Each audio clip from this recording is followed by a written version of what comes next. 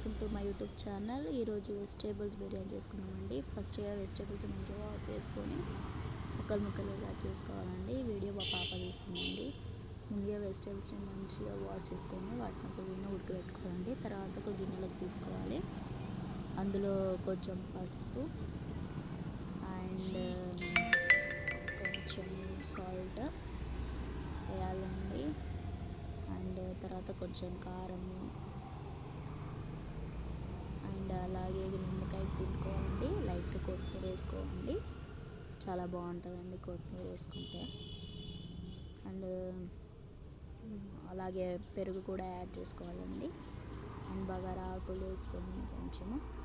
And Everest masala బాగుంటుందండి. ఇది veg biryani masala అని ఉంటుంది, ఎవరెస్ట్.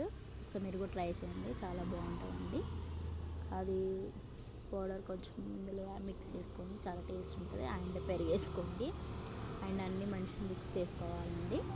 మిక్స్ చేసుకొని మంచిగా అన్నీ తగినట్టు మిక్స్ చేసుకోవాలి. ఒక లైట్గా కొంచెం ఆయిల్ వేయండి. ఆయిల్ వేసి ఏంటంటే అన్నీ మిక్స్ అవుతాయి మంచిగా. అండ్ ఇంకా ఏంటి మీ ఇంట్లో స్పెషల్ చెప్పండి. చాలామంది కొంతమంది అంటున్నారండి, వీడియోస్ చేస్తారా మీరు, వస్తుందా మీకు, ఎడిటింగ్ వస్తుందా అని. అలాంటి వాళ్ళకు ఇట్లాంటి వీడియోలు చూడండి, చేస్తున్నామండి. అండ్ తర్వాత ఒక గిన్నె తీసుకొని అందులో వాటర్ వేసేసేయండి. కొంచెం లైట్గా ఆయిల్ వేసేసుకోండి. బాగా రైస్ అంటే బిర్యానీకి కావాల్సిన ఆకులు అవన్నీ వేసేసుకోవాలండి. తర్వాత రైస్ని కడిగి పెట్టుకొని, రైస్ కొంచెము మొత్తం కాకుండా ఏమంటే పలుకు అంటారు కదండి, అక్కడ వరకు ఉడికించుకోవాలండి. తర్వాత ఒక గిన్నె పెట్టుకొని అందులో వెజిటేబుల్స్ మిక్స్ చేసాం కానీ అది పెట్టుకొని ఈ పలుకు అయిన అన్నం ఉంటుంది కదండి, అందులో సైడ్ గిన్నెలో వేసేసుకోవాలండి.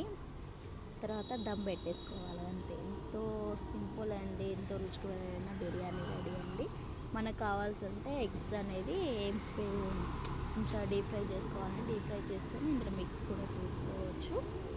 ఇంకా చెప్పండి, చాలామంది వీడియోస్ చేస్తారా, మీకు ఎడిటింగ్ వస్తుందా అని అన్న వాళ్ళకి ఈ వీడియో చూడండి. And thank you so much అండి. 100 సబ్స్క్రైబర్స్ అయ్యారు, థ్యాంక్ యూ. చూడండి, దమ్ పెట్టేసారండి. దమ్ పెట్టేసిన తర్వాత వేడి బిర్యానీ రెడీ, వెజిటబుల్స్ బిర్యానీ అండి. మీరు కూడా ట్రై చేయండి. Thank you so much.